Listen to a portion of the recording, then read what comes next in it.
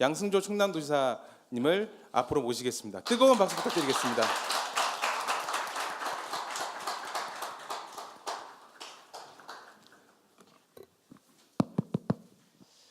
예, 대단히 반갑습니다. 이 강의를 듣는 게 언제나 피곤한 건데 피곤하지 않으세요? 피곤하지 않으시다고요? 예. 고맙습니다.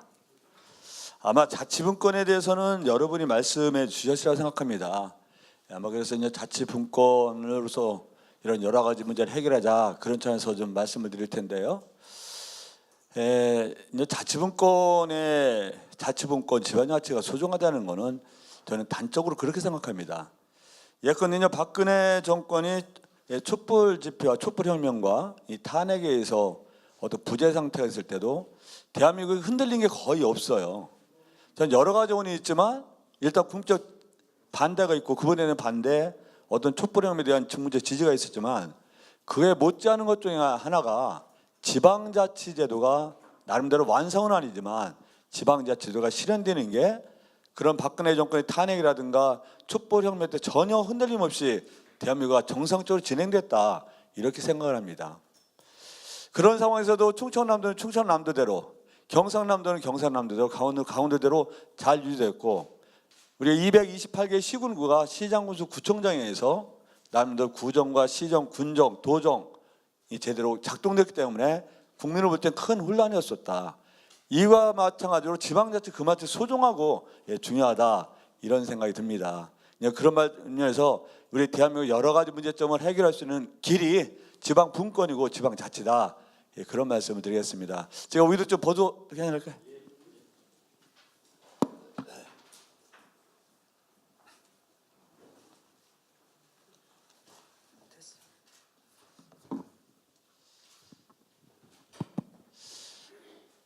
여러분 그 1592년 음력 4월 13일이 어느 날일까요? 맞습니다. 임진왜란. 어떻게 하셨어요? 임진왜란 발발일입니다. 임진왜란 발발일이에요. 1590년 4월 13일 일본군이 부산에 상륙을 합니다. 그날 하루에 정발 장군과 송상현 장군이 계셨지만 부상이 있었지만 우리가 둘 다 함락이 되죠. 한 15일 정도에서 임금이 천도 파천을 결정합니다. 이제 한양을 떠나는 거죠. 1592년 5월 2일은 어느 날일까요? 음력. 그거는 한양 도성이 일본군의 말발구 아래 함락된 날입니다. 실제로 일본군이 들어올 때는 총 한 방 지대로, 물론 그때는 총 일행이 별로 없었지만 총 한 방, 칼 한 방 지대로 휘두르는 사람이 없어요. 왜냐 선조와 대신 관료들이 전부 다 피난을 간 상태였거든요. 그래서 20일 만에 한양 도성이 함락됩니다. 그래서 그 피해는 얼마나 컸죠? 그 당시 한 1000만에서 1100만 봤는데 통계마다 다 틀리지만 26만 명이 사망했다 하면 적어도 15만 명에서 많게는 100만 명까지 사망자로 추정이 됩니다. 그 당시 그런 말씀 드리기 민망하지만 강간당한 사람 얼마나 많았을까요? 얼마나 많았을까요? 아마 이유로 말할 수 없었으리라 생각합니다. 그러니까 대한민국 그 당시 그 조선의 그다음에 결이라고 그랬는데 토지죠. 이게 한 170만 결에서 150만 결로 추정되는데 전쟁 후에는 30만에서 54만 결로 3분의 1 내지 5분의 1이 축소됐죠. 끌려간 사람만 우리 대한민국 정부는 대개 10만 명으로 추정을 합니다. 만약 그 당시에 이순신 장군처럼 정말 5,000년 역사에 가장 훌륭한 장군이 안 계셨더라면 곽재우 장군이라든가 고경명 장군처럼 의병장과 우리 농민을 중시하는 의병이 안 계셨더라면 또 명나라에 참전을 해서 우리가 당한 참화도 굉장히 컸지만 명나라 제때를 참전하지 않았더라면 아마도 우리 조선이 도요토미 히데요시의 말발구 아래 지배를 당했을 가능성도 상당히 컸다.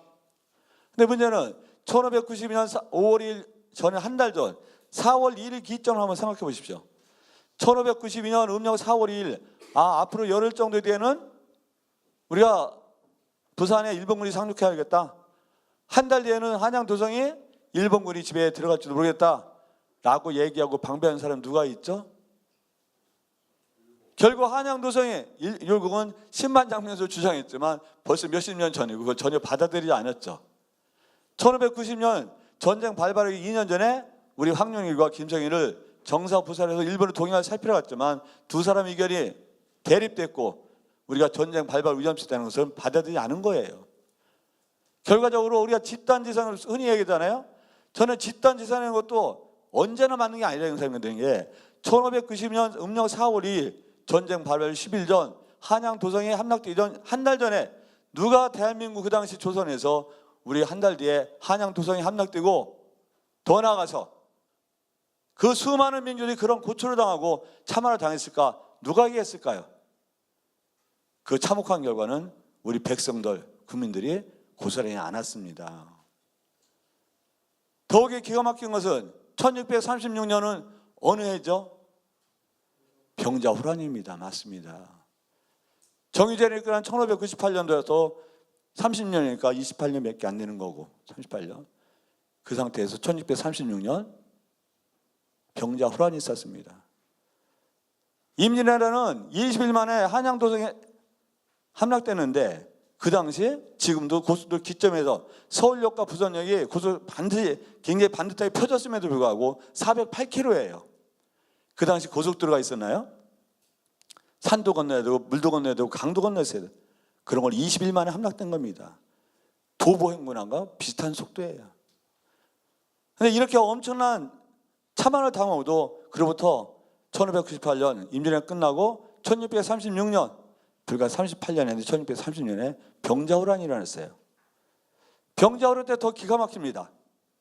12월 9일 날 압록강을 건넙니다. 12월 14일 날 이미 홍제원에 본진이 들어와요. 거의 말 타는 속도예요. 뭐였냐 말이에요. 임진왜란 그 참호를 당한 지 38년 동안 뭐 가지고 이번엔 전혀 예측도 못하고 불과 5일 만에 한양 입구까지 온 거예요. 그 당 인조가 피난 갈 수가 없었습니다. 왜냐하면 강화도로 피난 가려고 했는데 강화도로 피난 가려고 준비할 때 이미 한양 도성까지 온 거예요. 그래서 결국 남한선생으로 가죠. 47 동안 항전합니다. 그래서 전쟁 발발 2달도 안 돼서 항복을 하잖아요. 음력 1월 30일 항복합니다. 항복하는데 어떻게 했죠? 병자호란 영화 보셨잖아요. 3번 절하고 9번 머리치 뛰기 위해서 항복의 예를 갖췄어요. 그래서 항복해서 조선 왕조는 살아났어요. 그 당시에 만약에 그 당시 끌려간 사람이 병자호란 남한선전 영화이면 30만 명, 어디에는 50만 명, 60만 명설까지 있어요. 그 당시 우리가 대략 한 1100만 정도, 1000만 정도 잡는다면 도대체 끌려간 사람이 얼마나 많은 거예요? 왕자까지 끌려갔죠? 겨우 조선 왕조 명맥만 사는 겁니다. 그 당시 끌려갔던 사람이 환학녀라 해서 끌려갔다 도망쳐온 사람이 환학녀인데 우리가 뭐라고 불러요? 환양년입니다. 환양년이 좋은 의미일까요? 나쁜 의미잖아요. 나쁜 의미잖아요. 그래서 그 사람들 낳은 자식을 뭐라고 그럴까요? 호로자식이라고 합니다. 호로자식이라고 해요. 그 당시 저는 그렇게 생각합니다. 만약에 그 당시 청나라가 명나라를 완전히 복속을 못했어요. 1649년에 복속을 합니다. 그 당시 만약 명나라를 완전히 복속했더라면 우리도 만주족의 지배를 한 250년 이상 받았을 거려 가능성이 큽니다. 왜냐하면 명나라가 1649년 복속되고 1912년 신해혁명까지 만주족 200만도 안 되는 만주족에 의해서 1억 명이 훨씬 넘는 명나라 한족이 지배를 당합니다. 지배를 당해요. 이렇게 임진왜란과 병자호란 때 우리가 준비하지 못하고 여러 국제정세를 파악하지 않아서 2번 망할 뻔했습니다. 1910년 8월 29일 어느 날일까요? 어느 날일까요? 한일 합병된 날입니다.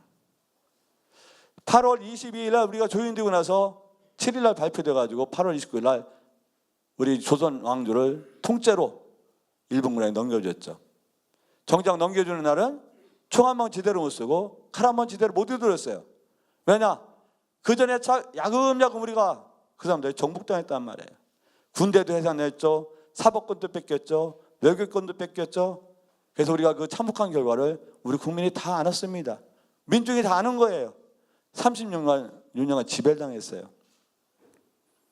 그 당시 징병 피해자, 징역 피해자, 위안부 문제 얼마나 많을까요?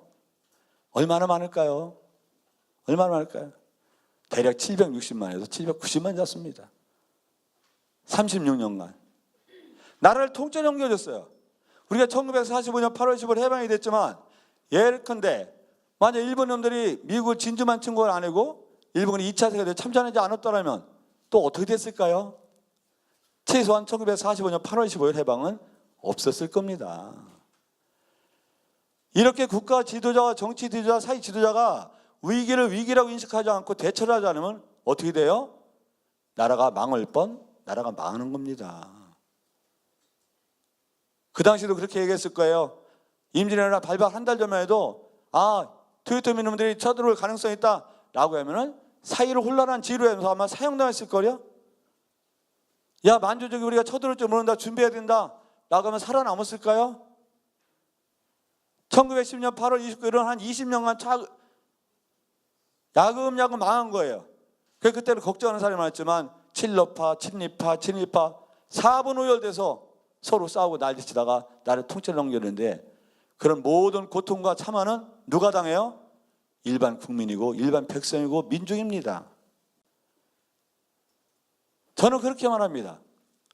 우리가 암에 걸린 사람, 암 진단이 나와야 수술할 수가 있어요. 암 걸린 사람 보고 너 괜찮아? 그 위장병 있자는 거 소화제 먹고 위장약 먹으면 날 거야 하다 보면 암이 완전히 전이 돼갖고 어떻게 돼요? 결국 죽는 거 아니겠습니까? 저는 그러면서 대한민국에 이렇게 1인당 GDP가 3만 달러 돌파했어요. 이미 돌파했습니다. 총 GDP가 작년에 세계 10위권에 하는 이런 자랑스럽고 정말 대단한 날에 불구하고 이면을 들여다보면 대한민국 사이에 커다란 저는 위기가 다가오고 있다고 생각해요. 이미 그 위기적 현상은 많이 드러나고 있다고 생각합니다. 저는 아까 사회자가 그런 말씀을 하셨어요. 14년 국회의원 동안 12년을 보건복지 상임위에서 일했습니다. 대한민국 병리사 현상, 사회 현상에서 가장 많이 오랫동안 본 사람이에요. 저처럼 보건복지 상임위원을 12년 한 사람은 전에도 없었고 앞으로 나올 가능성이 별로 작아요. 왜냐, 인기 있는 상임위가 아니에요. 그럼 대한민국 국회의원 300명에 가장 오랫동안 대한민국 사회 병리 현상과 이런 위기 현상을 가장 오랫동안 봐온 사람 입장에서 판단하건데 저는 이 상태를 계속 간다면 대한민국은 한마디로 망할지도 모른다. 저는 그런 생각이 들어요. 대한민국 국회의원 14년 하고 도시라고 한 사람이 대한민국 망할지도 모른다라고 하는 게 말도 안 되는 소리 같지만 제 양심상 말한다면 그럴 가능성이 아주 크다. 변화되어야 하고 혁신되어야 된다. 우리가 고쳐져야 된다. 저는 그렇게 생각합니다. 저는 절박한 심령으로 정말 의병장 심령으로 독립운동하는 심령으로 이 도정을 펼쳐냈다는 게 제 도정의 기본 목표입니다. 그런 가운데 그 수단과 방법으로 또 가치가 지방 분권이 있다고 생각합니다. 대한민국 아까 잠깐 말씀드렸지만 현재 외면스러우면 자랑스러운 나라입니다. 얼마나 자랑스러운 나라예요? 1953년도 1인당 GDP 67달러밖에 안 됐어요. 1954년도 수출액이 2,000달러에 불과했어요. 2천만 달러. 1964년가 1억 달러 했습니다. 1950년대는 외국으로부터 원조를 받지 않으면 예산 편성을 못했어요. 58년 정부 예산 전체의 50%가 넘는 게 정부 예산에 의존했어요. 이랬던 대한민국이 이랬더니 어떻게 변했을까요? 53년도 1인당 GDP 67달러가 작년에 IMF와 세계은행 통계는 약간 틀립니다. 그렇지만 29,743달러. 한쪽은 29,938달러. 얼마나 신장했을까요? 400배가 넘습니다. 1964년 기준에도 수출 1억 달러인데 작년에 5,737억 달러를 수출했어요. 53년에 5,737배가 증가한 나라예요. 총 GDP 작년에 1조 5,308억 달러. 세계 10위권입니다. 인구 1,000만이 넘는 나라 중에서 1인당 GDP 달러도 한 10위권 정도입니다. 인구 5천만 명이 넘으면서 1인당 GDP 2만 달러가 넘는 나라 세계 7개밖에 없어요. 미국, 일본, 독일, 영국, 프랑스, 이태리, 그 다음에 우리나라예요. 올해 3만 달러 이미 돌파합니다. 발표를 했죠. 그럼 인구 3만 달러면서 인구 5천만 명이 넘는 나라 세계 7번째, 우리나라가 7번째. 이렇게 자랑스러운 나라입니다. 지금은 원조를 얼마나 하냐? 우리가 말씀대로 1950년대만 해도 원조를 받지 않으면 정부 예산을 편성할 수 없을 정도의 나라였는데 이제는 원조 대국입니다. 작년에 2017년도, 18년도 원조 예산이 ODA 예산이 2조 6천억이에요. OECD에서 원조 개발 원조위원이 다크라고 다크에 24번째를 개업했고 옛날에 원조 받던 나라에서 원조 하는 나라, 공역으로 전환한 유일한 나라가 대한민국이에요. 식민지를 갖고 있지 않던 나라, 식민지 지배를 받던 나라가 이렇게 세계 10위권이 경제대국이고 이렇게 원조 수요국에서 후역에서 원조 공역을 받겠는 유일한 나라가 대한민국입니다. 이런 자랑스러운 나라가 대한민국인데 이런 위형적 성장과 위형적 기반에 불구하고 저는 대한민국 위기가 커다란 3대 위기가 있다고 생각합니다. 저는 여러분이 여기 계신 분들은 우리 지방 분권, 우리 사회현실, 정치에서 가장 관심이 커다란 분들이에요. 저는 이런 문제를 함께 고민하고 인식하면서 대한민국 이 3대 위기를 함께 극복하자. 그 극복하는 수단 중에 하나가, 방법 중에 하나가 지방 분권이다. 그런 말씀을 드리고자 합니다. 말씀드린 대로 사회가 위기일 때 위기를 정확하게 진단해야만 대처 방안이 나오는 겁니다. 암이 걸린 사람은 암이라고 진단에 대해 수술이 되는 거 아니겠어요? 대장암 걸린 사람 대장암으로 진단이 됩니다. 저는 그러면서 대한민국의 다가오는 위기를 위기라고 인식하고 그 진단에 가장 중요한 선결 과제다. 저는 그런 생각이 듭니다. 어떤 위기가 있을까요? 저는 3대 위기가 있다고 생각합니다. 사회 양극화 위기, 고령화 위기, 저출산 위기입니다. 몇 가지만 좀 들어보겠습니다. 사회 양극화 위기 얼마나 심각할까요? 2018년 2분기 소득 통계가 나왔습니다. 통계청이 나왔어요. 상위 20%, 5등분의 상위 20%와 하위 20% 한번 비교해 볼까요? 상위 20% 월 소득이 얼마일까요? 평균이 913만 5천 원이었습니다.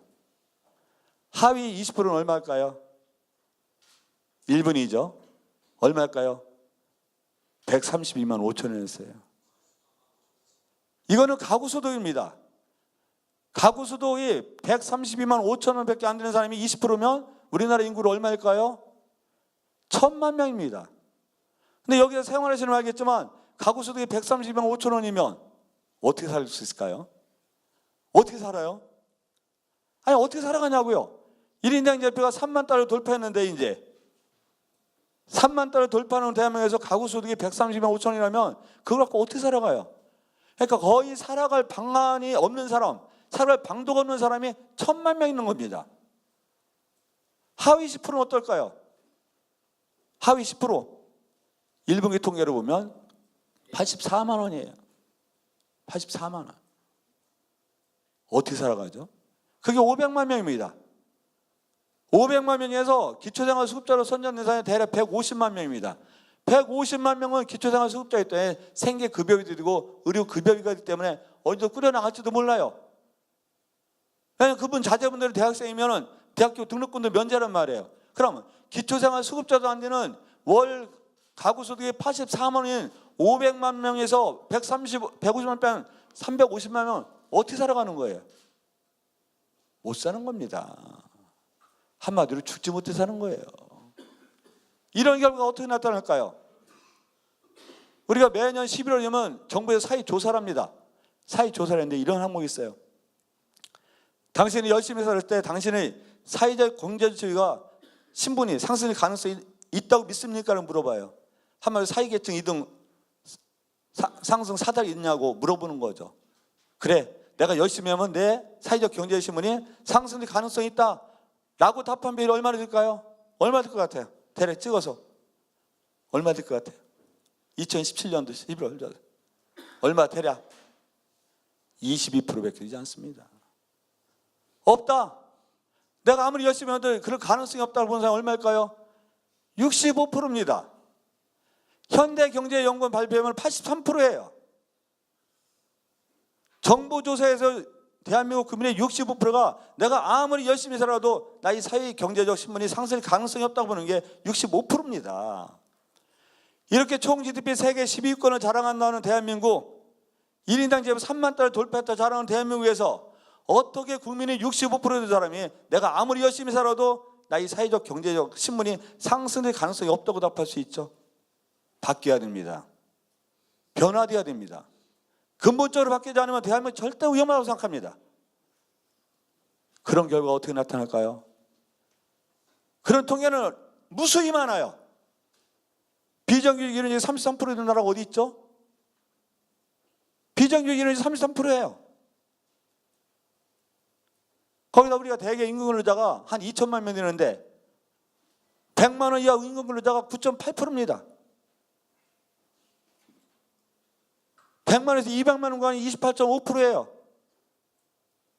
그래서 38.3%가 200만 원 이하 또는 100만 원의 소득이에요. 어떻게 살아가라는 거예요? 이래도 최저임금 올리지 않아도 되나요? 최저임금의 폐해는 다른 걸로 보완해야 되는데 이렇게 아무리 없어도 우리 대학생들이 그 비싼 등록금에서 대학을 졸업했는데 170만 원, 180만 원 받는 사람 너무나 많습니다. 어느 천년에 모여서 전세를 얻어요? 어느 천년에서 집을 사죠? 희망이 없는 겁니다. 그래 우리 청년들은 삼포시대 너무 어려서 연애도 결혼도 출산 못해 옛날 얘기 됐어요. 너무 어려서 대인관계 주택도 포기했다. 5포시대 벌써 옛날이에요. 거기다 희망과 꿈도 포기했다. 7포시대 이것도 옛날이에요. 다 포기했다. M포시대 2015년도는 어떻게 했어요? 대한민국 뭐라 그랬죠? 젊은 사람들이 헬조선이라고 합니다. 헬조선 지옥이라는 거예요. 이래고도 정치인들이 잘났다고 경제인들이 잘났다고 교육 종교 잘났다고 할 수 있나요? 이런 결과 어떻게 나타나냐? 우리가 이런 여론조사가 있습니다. 당신께서 여건이 허락되면 이민가고 싶겠느냐? 물어보는 항목이 있어요. 얼마나 나올까요? 70%입니다. 70%. 여건이 허락되면 이민가고 싶대요. 청년들은 2015년 10월에 JTBC 방영 등급 보세요. 그 당시 20대, 30대가 대개 답을 했는데 여건이 허락되면 이민가고 싶다는 비율이 답한 비율이 무려 88%입니다. 실제로 지난 10년간 국적을 포기한 사람이 얼마나 많을까요? 22만 명입니다. 모르게 물러도 탈북자보다 지난 10년은 우리 탈남자가 훨씬 많을 거려. 물론 탈북자는 맞기 때문에 못 나가는 것도 있죠. 우리가 정치하는 사람도 우리 사회 지도자들 부끄러워야 됩니다. 국민의 70%가 이민 가고 싶다는 나라에서 무슨 사회 통합이 돼요? 무슨 애국심과 나라를 위해서 충성을 해요? 안 됩니다. 국민의 70%가 이민 가고 싶은 나라. 내가 아무리 열심히 해도 내 자식도 55% 정도 답하는 사람이 내 자식 세대도 마찬가지로 하면서 55%예요. 나나 내 자신놈이나 아무리 열심히 해봤자 내 자신놈도 사회적 경제적 신분이 상승될 가능성이 없다라고 답하면 55%입니다. 이게 사회 통합이 될까요? 뺨만 따르기를 기다리는 사람이 굉장히 많은 사회. 엄청나게 불안한 사회죠. 젊은 사람이 희망과 꿈은 미래를 설계하는 사회가 아니라 여건이 없다면 떠나고 싶다는 사회. 안 되는 겁니다. 저는 정치를 떠나서 정말 생각하는 사람이고 사회부터 혜택받는 한 사람으로서 볼 때 이건 정말 아니라고 봅니다. 이 사회 양극화 현상 우리가 풀어내야 됩니다. 이걸 정확하게 국민이 인식하고 사회 대통합에 의해서 어떤 재정 투입을 해서 이 문제를 해결하지 않으면 저는 대한민국 미래가 없다고 생각합니다. 이건 지방분권 문제가 아니에요. 이런 사회 통합을 저하는 이런 사회 양극화 현상을 해소하지 않으면 우리는 국가가 정말 소멸할지도 모른다. 붕괴될지도 모른다. 그런 생각이 듭니다. 그래서 어떻게 사회 양극화를 해소하느냐? 저는 충남 도정 이끌어면서도 제일 목표 중에 하나가 이런 사회 양극화를 해서 220만 충남도민이 더불어 잘 사는 충남을 만들어야 된다. 이게 도정의 제일 목표입니다. 10%만 잘 살면 뭐예요? 20%만 잘 살면 뭐하냐 말이에요. 더불어 잘 살고 더불어 행복한 사회가 진정한 사회고 진정 우리가 꿈꾸는 사회가 되지. 그럼 대한민국 국민의 10%는 대한민국 국민이 아닌가요? 20%는 대한민국 국민이 아니에요? 안 된다고 생각합니다. 저는 여기 분들이 늘 이런 문제에서 이런 사회 양극화 현상 이 문제 어떻게 해결할 것인가 내가 답을 주고 이런 방안을 마련해서 실행할 수 있지만 요구를 해야 된다고 생각해요. 요구해야 됩니다. 정치권에 요구하고 행정부 지도 요구해야 됩니다. 이 번지르한 사회 지도자를 저도 그 책임이 있어요. 저도 14년간 의정활동에 저도 책임 있습니다. 저부터 반성합니다. 그래서 저는 미약하나마 충남도에서 이런 사회 양극화를 어떻게 해결할 것인지 이게 도저히 제 1목표랍니다. 그래서 더불어 잘 사는 충남을 만들려고 하는 게 도저히 기본 목표예요. 그래서 더불어 잘 사는 충남을 만들기 위해서 진정한 지방분권이 필요하다고 생각해요. 지방행정, 지방입법, 지방재정 이 문제가 뒷받침되어 있을 때 중앙정부도 훨씬 더 가벼운 몸집으로 이런 양극 해소를 해소하는데 우리가 토대를 마련할 수 있다고 생각합니다. 두 번째는 어떤 얘기가 있을까요? 고령화 이겁니다. 그런데 고령화는 막을 수가 없어요. 오래 사시는 것도 축복이거든요. 막을 수가 없어요. 문제는 고령화 시대에 맞아서 우리가 잘 대처해야 된다는 겁니다. 금년 8월, 9월 말 통계가 나온 게 있습니다. 우리 대한민국 어르신들이 한 758만 명 돼요. 758만 분 돼요. 대략 한 14.4% 내지 그 정도 됩니다. 이게 작년 11월에 14%가 안 되는데 벌써 이렇게 한 0.4% 정도 올랐어요. 근데 문제는 오래 사는 건 축복이지만 어르신들 문제가 심각한 게 한 세 가지 정도가 있어요. 뭐가 있을까요? 먼저 가장 커진 거는 노인 빈곤입니다. 노인 빈곤이에요. 정부 통계가 OECD 통계는 2010년 통계가 대한민국 노인 빈곤율이 49.6%라 그래요. 우리 정부 통계는 46%라 그래요. 어디는 45.7% 나온 최근 통계도 있습니다. OECD 국가는 노인 빈곤이 얼마나 될까요? 대략 한 12.6% 정도 내리라고 발표합니다. 4배 정도가 빈곤율이 높아요. 그럼 대한민국 어르신들은 게으르고 방탕하고 나태하고 노력하지 않아서 그랬었나요? 아니에요. 아니에요. 그런데 우리를 이렇게 가르치고 번듯하게 가르치고 교육시키고 그러면 노후 대비가 않는 거예요. 그러다 보니까 세계에서 여러분들 잘 알지만 빈곤이라는 것은 대한민국 5,180만을 가운데 놓고 가운데 사람 소득의 반이 안 되는 걸 빈곤이라고 합니다. 근데 65세 이상은 말씀드린 정부 발표에도 45.7%, 46%, OECD는 49.6%예요. 그래서 대략의 OECD 평균 국가의 4배 정도입니다. 어르신들만 보면 비춰하는 사람이 너무나 많은 거예요. 이렇게 나를 갖고 오고 일고 왔는데 이런 결과 어떻게 나타날까요? 어떻게 나타날까요? 너무나 어렵기 때문에 65세 이상 어르신들의 취업률이 세계 2위입니다. 두 번째요. 그런데 70세로 넘어가면 어떨까요? 압도적 1등입니다. 75세 이상은 더 압도적 1등이에요. 다른 나라 노인 취업률의 4배 정도가 넘습니다. 이 어르신들이 제2의 인생을 살기 위해서 제2의 삶을 살기 위해서 이렇게 일하시나요? 아닙니다. 그분들이 일하시는 이유 60%가 뭐냐? 생활비라도 조금이라도 벌어보게 사는 거예요. 생활비라도. 60% 정도 되는 사람이 생활비를 벌지 않으면 살아갈 수 없기 때문에 75세, 70세 이상이 취업률이 1등이에요. 70세 이상 어르신들 취업률 1등 자랑 아니에요. 부끄러워야 됩니다. 부끄러워야 돼요. 개인책 있는 사람이 있지만 그분들 개인책을 미룰 수가 없습니다. 노인 취업 1등이에요. 거기다 부끄럽지만 노인 자살률은 얼마나 하고요? 우리가 OECD 국가에서 압도적 1등입니다. 우리가 자살률 상당히 줄어들었더라도 노인 자살 인구 10만 명당 2017년 통계가 47.7명이에요. 일반 자살이 24명 정도 되는데 거의 2배 정도가 되죠. 압도적 1등입니다. 세계에서.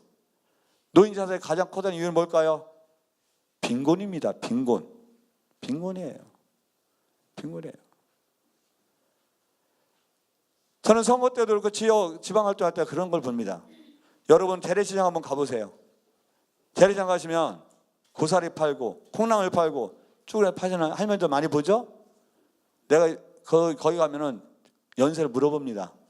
할머니 연세는 어떻게 되세요? 어머니 연세 때 어떤 분은 84세, 5세, 심지어 지난번은 공중가 어디서 보면 93세래요. 93세 된 어르신이 고사리를 팔고 콩나물 팔지 않으면 살아갈 수 없는 나라 안 되는 거예요. 안 되는 거예요. 85세 분이 일하는 게 즐거워서 허리도 제대로 펴지도 못하는 분이 쪼그려 앉아서 85세, 6세, 7세 된 분이 시장에서 일을 하지만 살아갈 수 없는 사이, 이게 바람직한 사이인가요? 바람직한 사이예요? 저는 아니라고 봅니다. 제가 지난번 추석 다음 날 지역 활동할 때 이런 걸 봤습니다.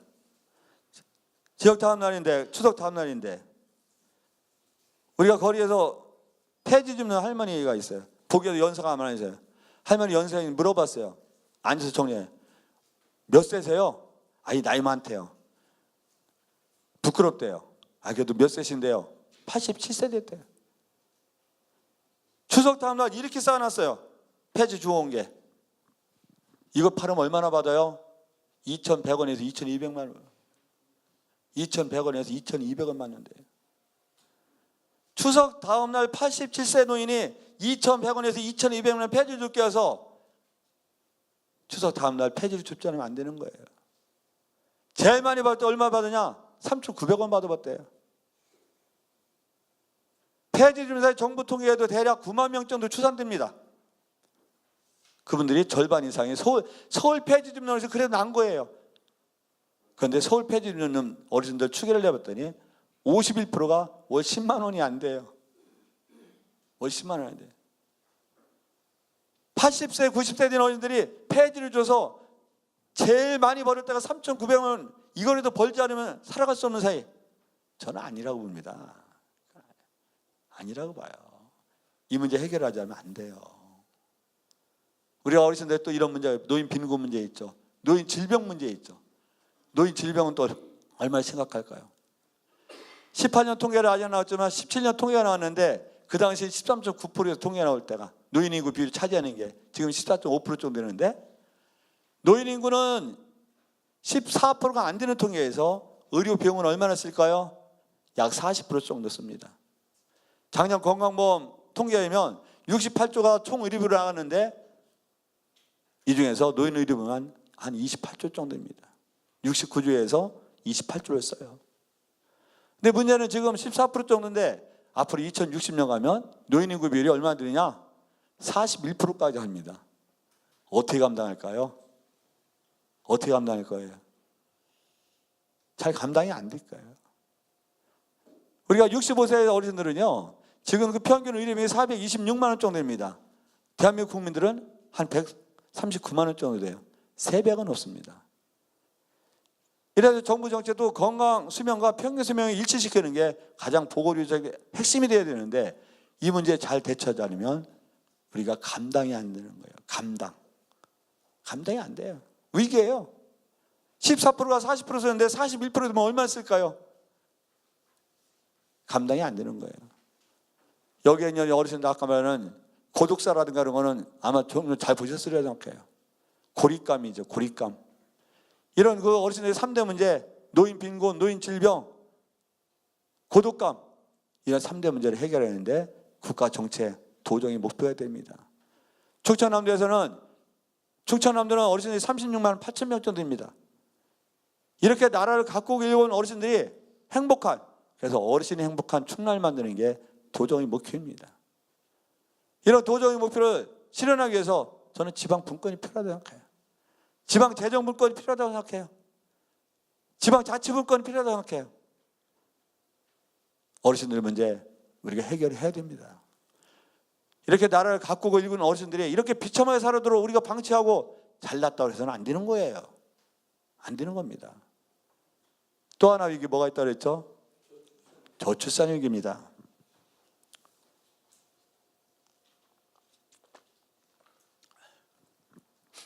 저출산 위기가 얼마나 심각하냐면요, 여기 1971년생 혹시 있으신가요? 한번 있으면 손 한번 들어보시죠. 1971년생이구나. 돼지띠.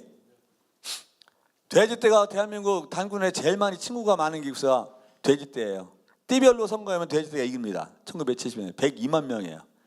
제일 많았어요. 102만 명. 제일 많았어요. 102만 명인데 이때 1971년을 기점으로 해서 대한민국 산하제한정책에 성공을 합니다. 우리 대한민국 국민이 한다면 하잖아요. 무섭잖아요. 출산 산하전체 성공에 시작해가지고 우리가 쫙 성국적으로 갑니다. 그래서 1980년대는 초반에 한 60만 대까지 떨어졌다가 1990년부터 95년까지 다시 70만 대 회복했다가 96년부터 60만 대 떨어졌다가 2000년에 63만 명으로 태어납니다. 63만 명. 그럼 1971년생과 2000년 40년 그 30년 차이밖에 안 나잖아요. 102만 명이 63만 명 줄었습니다. 2001년에 55만 명이 태어났어요. 한 방에 8만 명이 줄었습니다. 2002년에 49만 명이 태어났어요. 또 한 방에 6만이 줄었죠. 2000년과 2002년 2년 사이에 63만이 49만에서 14만 명이 줄었습니다. 그래서 47만 대 49만 대 오르락 내리락 해요. 2012년 48만이 태어났습니다. 그런데 13년도에 43만 대에서 5만이 줄어요. 13, 14, 15, 43만 6천 명, 43 5천 명, 43 8천 명이 됩니다. 그래서 2015년도에 43만 8천 명이 돼요. 그러니까 1971년 102만 명이 2015년도에 43만 8천 명이 됩니다. 16년에 여기서 3만이 줄어서 40만 6천 명이 됩니다.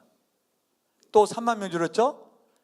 작년에 2017년 몇 명이 태어났을까요? 35만 7,771명이래요. 통계상. 보통 7,800명 얘기합니다. 그러면 얼마가 줄었어요? 102만 명 정도가 2017년생 35만 7,771명, 35만 7,800명. 얼마 줄은 거예요? 102만 명이 36만이 됐습니다. 근데 기가 막힌 것은 올해는 얼마나 줄어들까요? 32만 명으로 추정됩니다. 71년생 우리 저쪽 우리 동지에 태어났던 102만 명 친구가 2018년에는 32만 명 되는 겁니다. 102만 명이 32만 명 되니까 3분의 1이 안 남은 거죠? 3분의 2가 날아갔죠? 문제는 인구가 적더라해서 인구가 1000만에서 인구가 2000만에서 문제가 되는 게 아니에요. 인구 1000만, 2000만도 유지되고 생산 가능 인구와 고령 인구, 유아 인구가 일정한 비율을 유지하면 아무 문제가 안 돼요. 근데 문제는 뭐냐? 적은 숫자가 많은 어르신들을 부담할 시기가 오는 거예요. 그러면 망합니다. 우리가 합계 출산율이 1.30이 안 되는 걸 갖다 초저출산 국가라고 합니다. 우리가 2002년에 1.3으로 떨어졌어요. 그래서 17년째 초저출산 국가를 유지하는 나라예요. 이런 나라가 세계에 있을까요? 없을까요? 없습니다. 대개 OECD 국가를 평가하는데 OECD 국가는 이태리가 11년 갔었어요. 이게 최장기간이고 다 극복했습니다. 일본은 한 3년 정도 갔어요. 독일도 한 3년 정도 갔고요. 오직 극복하지 못하고 17년째 초저출산 국가를 유지하는 나라가 우리나라예요. 작년에 합계초 1.05명인데 내년에는 올해는 어떻게 될 것 같으냐? 0.98명으로 떨어질 것 같아요. 인구 1000만 명이 넘는 나라에서 1.0명 떨어진 나라가 있을까요? 이게 어느 정도 심각하냐? 고령화 문제는 일본을 모델로 삼고 고령화에 대처하는 여러 정책 방안을 삼을 수가 있어요. 저출산 문제는 모델을 잡을 나라가 있을까요? 없을까요? 없어요. 없어요. 왜냐 우리가 압도적으로 저출산율로 꼴찌니까 1등이니까요. 출산율로 꼴찌니까요. 그래서 이게 1971년 102만 명이 2018년 32만 명으로 추정되고 이렇게 가면 19년도에는 30만 명 이하로 떨어질 위기에 있다. 그런데 이 문제가 얼마나 심각할까요? 지금 그 어린이집이 15년, 16년, 17년 3년에 걸쳐서 어린이집이 3,000개가 더 날아갔습니다. 왜 날아가요? 없으니까 아이들이. 어린이집이 3,000개나 해서. 그럼 어린이집 전체 충원율이 82%가 안 돼요. 평균. 그럼 없어진 3,000개의 원장님과 선생님들 어디로 갔을까요? 어디 가서 뭐 하시나요? 추적은 안 했지만 제가 아는 원장님은 그런 말 해야 돼요. 부동산 중개사 학원을 다니시는 한 분 있고요. 보험하시는 분 한 분 있고요. 그 직업이 가치가 낮다고 말씀드린 게 아니에요. 그 원장님은 애들 가르치는 거 10년, 20년 하시는 분 그런 교육을 받았어. 그분이 부동산 중개사 되려고 학원을 다니니 어떤 삶의 가치가 있겠죠. 선생님들은 어디 갔을까요? 한 3,000개 넘는 3년간에 3,000개가 없어지는데 그 선생님들 어디 갔을까요? 왜냐하면 다른 어린이집 교사 충원율도 82%가 안 되는데 아이들 충원율이. 이런 건 시작입니다. 2000년에 대한민국의 초등학생 수가 402만 명이었습니다. 이게 16년에 268만 명이에요. 134만 명이 줄었습니다. 그럼 왜 초등학교 선생님들 감원을 하느냐? 다 교사로서 신분이 보장되기 때문에 감원할 수가 없어요. 5명도 1명, 선생님 1명, 시골 학교는 5명, 6명, 학부당 인원이 그런 학교가 수두룩하죠. 그걸로 상당히 버티고 갑니다. 언제까지 버틸 거예요?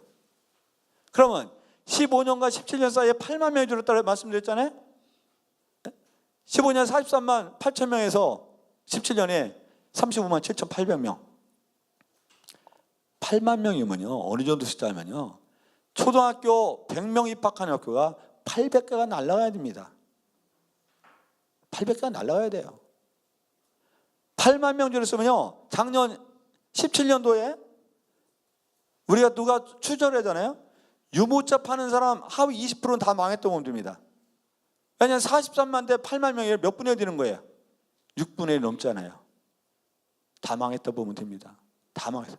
내가 왜 망하는지도 모르게 망했어요. 그 사람들은 원망해요. 이 새끼들 국회의원들 맨 쌈질만 하고, 당리 당하게 그냥 이렇게 하니까 우리가 이렇게 장사가 안 되지. 아니에요. 8만 명이 유모차를 8만 개를 생각해 보세요. 100만 원씩. 하위 20%는 다 망했습니다. 분유, 기저귀만 파는 집이라면 하위 20% 다 망한 거예요. 15년과 17년 다 망했다 보면 돼요. 하위 20%는. 그래서 1년에 우리가 폐업하는 사람이 꼭 그것만 아니지만 1년에 80만 개가량 됩니다. 문을 닫는 사이에 80만 개가 돼요. 자영업자나 이런 조그만 소규모 업체가. 이 심각한 현실이 착착착착 다가오고 있어요. 그래서 이렇게 출산율이 유지된다면 어떻게 변화될까요? 어떻게 변할까요? 우리가 말씀드린 대로 2000년에 63만 명이 태어났다 그랬잖아요. 2000년에 49만 명이 태어났어요. 2년 사이에 13년인데 2002년에 태어난 아이들이 언제 입학을 해요? 21년도 입학을 합니다. 2000년에 태어난 아이들이 내년 1월 달에 입학을 해요. 2월에.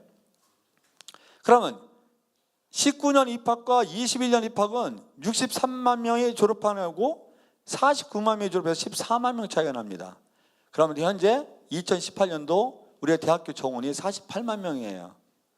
그러면 그 2022년에는 49만 명이 태어난 아이인데 한 명도 안 빼놓고 다 대학을 가도 49만 대 48이에요. 근데 물론 재수생도 우리가 있죠. 그런데 대학교 다 가지 않습니다. 지금 70% 정도, 69%예요. 그럼 70% 잡아도 50만에서 35만 명이 가는 거예요. 그럼 재수생을 감안해도 14만 명을 학생 수를 정원 조정하지 않으면 우리가 미달이 속출하는 거죠. 그럼 14만 명을 정원을 감축한다. 정원을 감축. 그럼 대학 교수가 학생 30명당 하나가 시간 강사당 전임 강수 30명은 안 될 거예요. 고등학교도 35명밖에 안 되니까. 그러면 만약 30명당 교수 한 명을 시간 강사든 전임 강사 줄인다고 생각하면 14만 명이면 얼마나 줄일까요? 10만 명이면 얼마나 줄일까요? 3,300명이 날려가든지 아니면 월급을 줄여야 됩니다. 가장 안정적으로 생각해도 대학 교수마저도 이 다가올 이 엄청난 사태가 얼마 남았냐? 불과 3년밖에 안 남은 거예요. 그래서 문교부, 우리가 문교를 한다. 교육부에서는 대학교 정원을 10만 명 정도 감축하려고 합니다. 갖은 반대도 갖은 압력에도 불구하고 이걸 줄이지 않으면 미달 사태가 속출하고 문을 닫는 학교가 수두룩할 수밖에 없어요. 충원율 때문에. 이게 대학 교수에도 이게 몰려오고 있는 겁니다. 처음에 어리지만 오는 줄 알았어요. 산부인과는 얼마나 줄었을까요? 2006년과 2017년 작년에 벌써 1,800개가 1,300개로 떨어졌어요. 충남 15개 시군만 해도 산부인과가 하나도 없는 데가 몇 개 있을까요? 3군데예요. 3군데. 산부인과 병원이 하나도 없어요. 왜냐, 우리 충남에 청양군에 오신 분인지 모르지만 청양군은 작년에 태어난 아이가 146명이에요. 군에서 146명이 태어났는데 여기서 산부인과 어떻게 운영하죠? 어떻게 운영해요? 이게 이제 산부인과부터 기저귀, 분유, 유모차, 어린이집 옵니다. 가장 늦게 올 거라서 가장 대학 교만에서도 와요. 이 상태로 가면 어떻게 되냐? 인구가. 삼성경제연구소는 이런 예측했습니다. 2011년이죠. 저출산 극복 긴급 제한위원회에서 어떻게 예고를 했냐면 2011년도 학계 출산율 1.19명을 했어요. 굉장히 지금보다 훨씬 높았어요. 이걸 그대로 간다면 5,100만 인구가 2100년 가면 2,468만 명밖에 남지 않는다는 거예요. 반으로 떨어집니다. 반으로 떨어져요. 2,500년 가면 33만 명 남는데요. 그럼 나라가 있는 건가요? 망한 겁니다. 망한 거예요. 33만 명 남으면 누가 기차를 몰죠? 또 기차는 누가 탈 거야? 한전은 누가 운영할 거예요? 발전소는? 예? 누가 하냐? 망한 겁니다. 그럼 국회 입법조사처 14년도 제가 그 연구위에서 입법조사를 했어요. 그래서 발표했어요. 국회 입법조사 연구 결과면 그 당시는 1.19명을 바탕해서 그것도 지금 작년 1.05명이 합격했잖아요. 근데 이걸 바탕해서 장래 추이를 해보니 2097년에 5,100만 인구가 2천만 명으로 떨어지는 거예요. 2150년 정도 가면 2170년 가면 이게 500만 명 남는데요. 근데 2100년 가면 2천만 명이 되는 건데 이제 삼성경제연구소도 한 500만 차이가 나죠. 이게 2100년 얘기가 먼 나라 얘기냐? 아니에요. 여기 계신 분들 손주님들은 없을 것 같은데 28년생은 그 꼴을 다 봅니다. 평균 수명만 살아도. 82.4세예요 이미. 지금 태어난 아이들은 5,100만 인구가 2천만 명에 떨어진 사실을 목도하고 서서히 축소되는 상황을 갖다가 온몸으로 아는 채 살아가야 돼요. 어떻게 할 거예요? 어떻게 할 거예요? 어떻게 할 거예요? 영국 옥스퍼드 인구문제연구소 데이비드 콜맨이라는 사람이 있습니다. 교수가. 그분이 2005년도에 그런 예언을 했어요. 지구상에서 가장 먼저 소멸할 민족 1호 어딜까요? 어디예요? 대한민국이에요. 옥스퍼드대 인구문제연구소 교수가 계획을 했어요. 왜 가장 먼저 소멸할까요? 출산율이 꼴찌니까. 압도적으로 꼴찌니까. 이거는 망하는 겁니다. 망하는 거예요. 저도 정치하고 충남 도지사이기 때문에 도로 예산도 요구하고 철도 예산도 요구돼요. 그러니까 인구가 5,100만이 지금 5,181만 정도입니다. 외국 빼고. 5,181만이 2천만 명 넘던 이제 2,468만 명 넘으면 누가 고속도로를 그렇게 많이 이용할 거고 누가 고속도로도 그렇게 탈 거예요. 국가 장래적으로 보면 저는 저보고 혼자 결정이라면 철도 놓으면 안 됩니다. 고속도로 놓을 때 아니에요. 다만 산업철도, 산업고속도로만 놔야 됩니다. 단순히 어떤 시간을 단축하게 해서 놓는 것은 미친 짓이에요. 아까 말씀 이런 사회 양극화, 고령화, 저출산만을 어떻게 극복할 것인가 여기에 예산이 집중되고 정책이 집중돼야만 되는 거예요. 큰일이죠. 자 보세요. 지금 40대, 50세에서 많은 50대가 한 858만 명 됩니다. 40세에서 49세가 한 853만 명 돼요. 되는데 지금 0세에서 9세는 몇 명 될까요? 433만 명입니다. 그럼 10세에서 19세는 얼마 될까요? 517만 명이에요. 8월 말 통계입니다. 그러면 지금 0세에서 9세, 10세에서 19세가 30년 뒤는 30대와 40대가 되고 지금 40대, 50대가 70세가 되는 겁니다. 그런데 그 당시에는 앞으로 30년 가면요. 우리가 2047년 가면 세계에서 처음으로 2030년에 대한민국 여성 평균 수명이 90세를 넘는 첫 국가가 될 나라가 우리나라로 예정되고 있어요. 많이 안 돌아가셔요. 어떻게 먹여 살리죠? 어떻게 먹여 살릴 거예요? 433만 명이 853명 어떻게 먹여 살릴 거예요? 지금 0세 9세와 지금 40세 49세는 30년 뒤에 거의 안 돌아가십니다. 안 돌아가셔요. 어떻게 먹여 살릴 거예요? 지금은 생산 가능을 위해서 15세에서 64세가 생산 가능을 했는데 15세에서 64세 생산 가능이고 5.1명이 한 명을 먹여 살립니다. 2060년 지금 태어난 애들은 42살 왕성을 활동할 때예요. 그때 몇 명이 먹여 살리냐? 1.2명이 한 분을 먹여 살려야 돼요. 어떡하죠? 거기다 0살에서 14세까지 일하나요? 그것까지면 한 명이 한 명을 먹여 살려야 돼요. 거기다 고등학생, 대학생은 우리가 다 다니잖아요, 거의. 이것까지면 한 명이 지금은 5.2명이 한 명을 먹이지만 그것까지 되면 한 명이 1.23명을 먹여 살려야 돼요. 어떻게 감당이 될 거죠?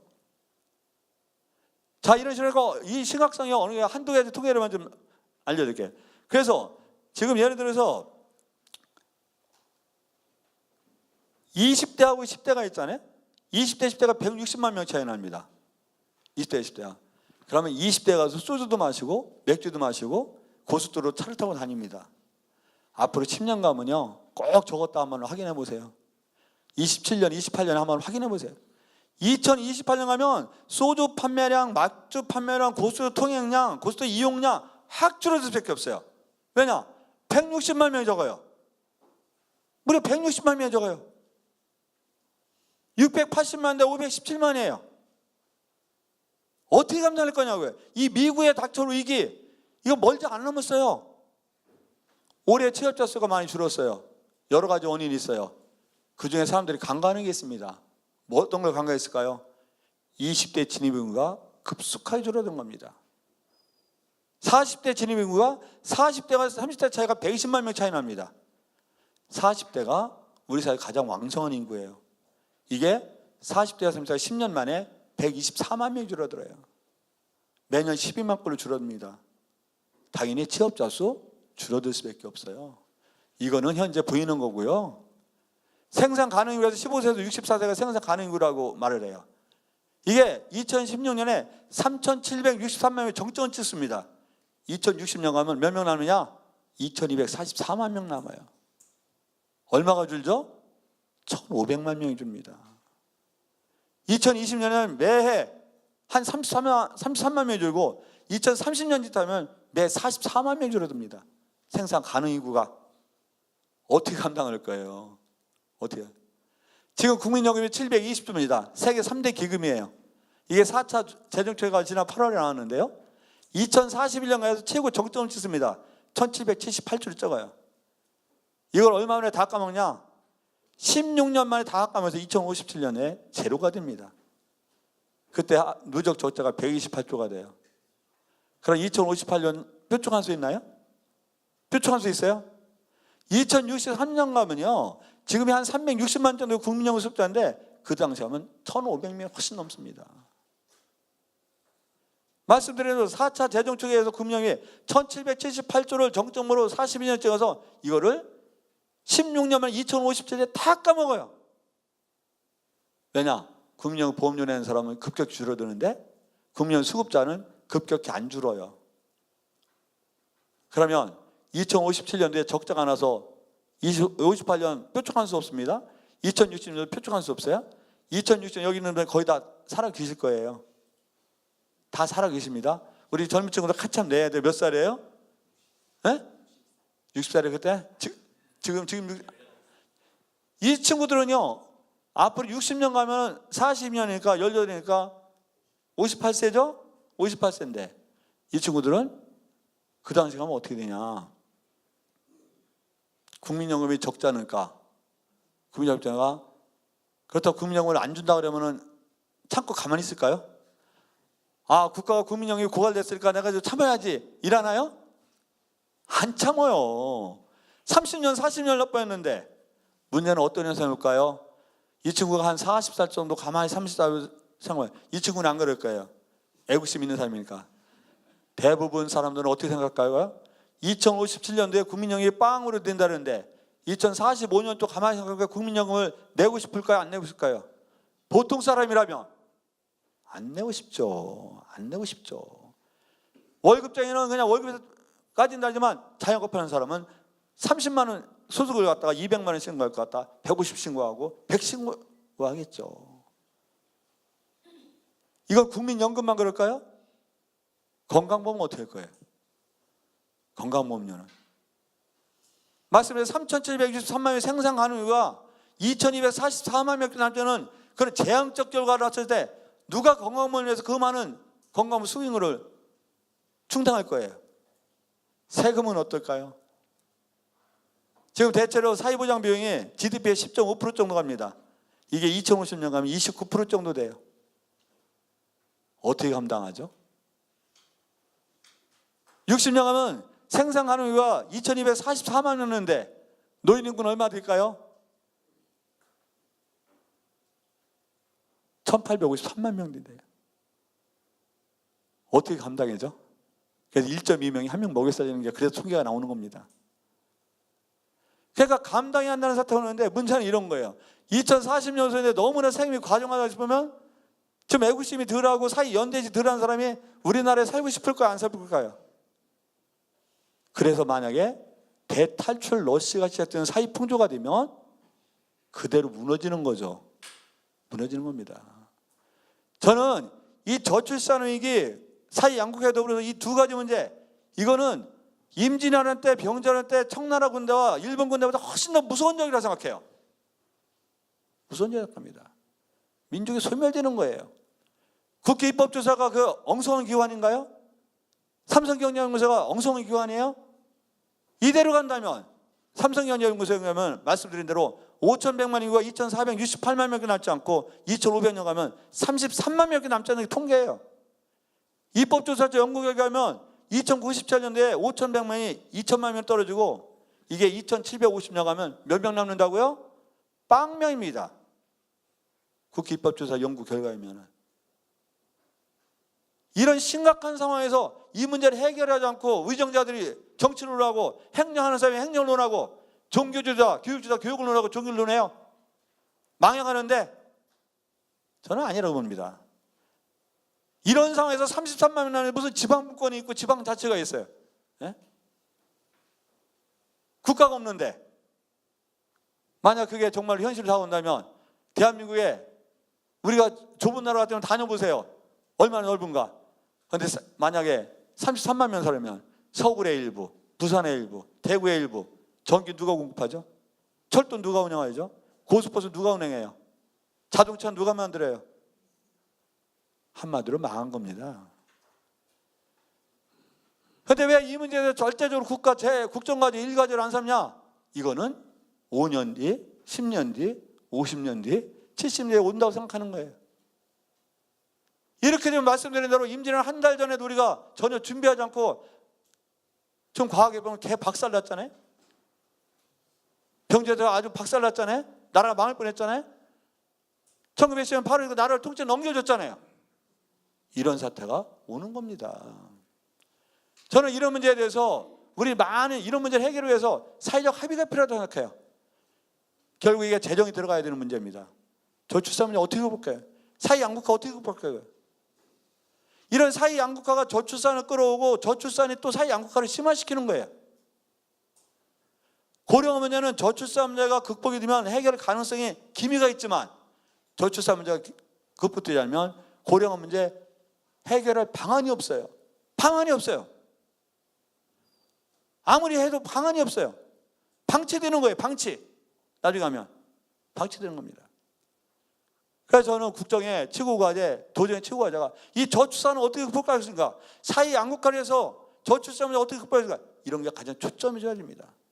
저는 충남 도정을 저출산 문제를 극복해서 아이 키우기 좋은 충남이 도정의 또 하나의 목표입니다. 저희는 3대 목표예요.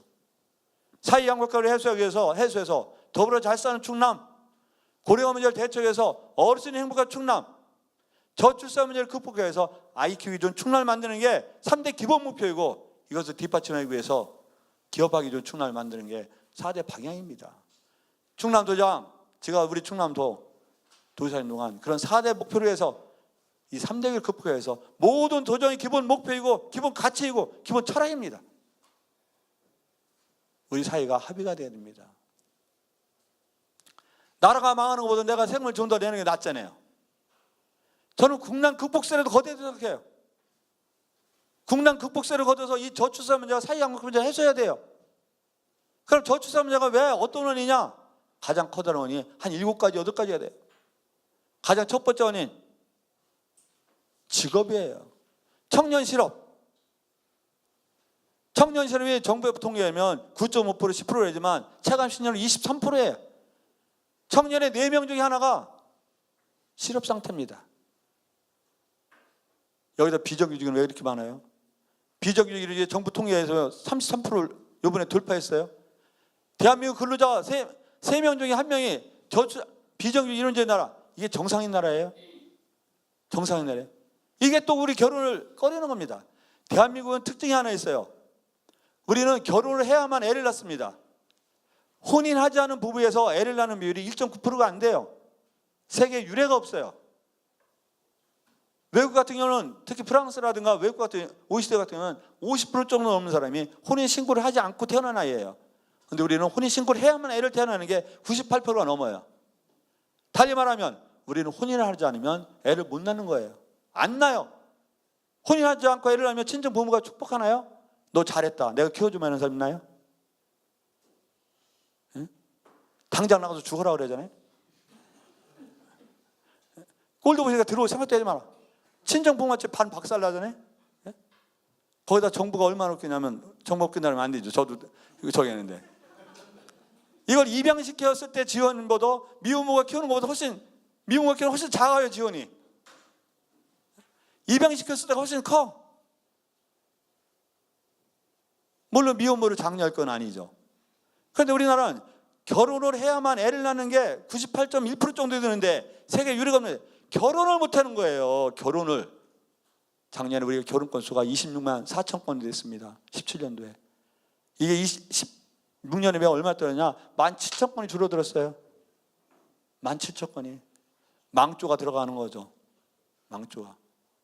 그런데 결혼을 해야만 애를 낳는데 결혼을 못하는 거예요. 우리가 실업자, 비경제활동인구. 그럼 여기서 그 여성분들이 남자가 실업자고 그런데 내 딸이 시집 가려고 한다. 축하한다 그러나요? 사랑만 있으면 사니까 아무 걱정하지 마라. 에? 그렇게 하나요? 에? 물만 먹으면 어때? 그렇게 해요? 내 눈에 흙이 들어가는 한 저놈이 직업을 갖지 못 준다 그러죠? 그래, 청년 실업 어떻게 할 거예요? 나눠야 되는 겁니다. 일자리를 나눠야 돼요. 일자리를 나누기 위해서는 재정이 투입되는 수밖에 없습니다. 근로시간을 52시간을 제한하는 건 잘했지만 근로시간 52시간 제한하면서 초과 근무시간이 없어지면서 근로자가 불만이 더 많아요. 임금이 줄어들게 돼. 이거 재정으로 투입하는 수밖에 없어요. 그렇죠. 첫째 직업 문제죠. 두 번째 비정규직 일원직. 청년들도 역시 마찬가지로 30%가 넘는 사람이 비정규직 일원직이에요. 여기다 말씀드려 저임금 2천만 명 정도 되는 그 임금으로 인해서 무려 9.8%가 100만 원이야. 100만에서 200만 원 거예요. 33.5% 정도 되는 나라. 뭐를 미래를 설계하고 미래를 꿈꿔요. 여러분도 사회한국가입 비정규직 문제가 얼마씩 가냐면 예전에 구의역 스크린도어 사건 기억나죠? 얼마 받았어요? 월급 143만 원이에요. 이분 들어가실 때 세액에서 뭐 나왔죠? 컵밥, 컵라면. 그럼 이 친구가 그분이 컵라면 컵밥을 아주 좋아서 먹었을까요? 143만 원만 원인데 무슨 놈은 된장찌개를 먹어요. 새끼 어떻게 된장찌개를 먹어요? 143만 원. 그분이 정확하게 고시원에서 하냐지만 그분은 그런 분은 대개 서울에 부모님이 집이 없는 사람 아니겠어요? 143만 원 받아서 한 4, 50만 원 고시원 비용 내고 휴대폰 요금으로 7, 8만 원 내고 버스 요금 내고 그러면 뭐가 남아요? 이런 친구는 컵라면이 좋아서 컵라면 먹는 게 아니에요. 컵라면을 먹을 수밖에 없어요. 컵밥을 먹을 수밖에 없어요. 이건 아닙니다. 이건 아니에요. 이건. 이런 비정규직을 이제 우리가 줄여야 됩니다. 저임금? 그래서 이런 저임금은 나라를 갉아먹는 거다 생각하고 그렇기 때문에 우리가 최소한 시간당 10,000원. 그래서 25시간, 8시간 할 때 200만 원 최소한 보장되는 게 최저임금을 10,000원 올리자는 우리가 근본적인 취지예요. 이걸 갖고 나라가 망할 것처럼 주장하는 언론이 있죠. 그럼 이대로 가자는 거예요? 이대로 가자는 거예요? 거기에 대한 보완처는 우리가 해야지만 이렇게 143만 원 받고 160만 원 사이에 무슨 젊은 사람이 희망이 있냐고요. 그러니까 젊은 사람이 88% 되는 사람이 여권이 허락되면 이민하고 싶다. 이런 거 아니겠어요? 개선이 돼야 되죠. 거기다 왜 결혼을 못해요? 직업, 청년실업, 비정규직, 저임금, 여기다가 높은 주거비용, 집값 미쳤죠. 한마디로 미쳤어요. 금년 3월에 1월달에 나온 통계, 서울 시내에서 아파트 평균 매매 전세가 얼마예요? 4억 5천입니다. 4억 5천. 200만 원에서 언제 모아요? 어느 천년에? 어느 천년에 뭐 물만 먹고 사나요? 200만 원에서 200만 원 다 적으면 얼마 모아야 돼요? 그냥 서울 시내에 있는 사람이 통계적으로 보면 융자를 받잖아요. 전제라면 부부가 해서 한 28년 6개월을 벌어야 전세로도 있을 때요.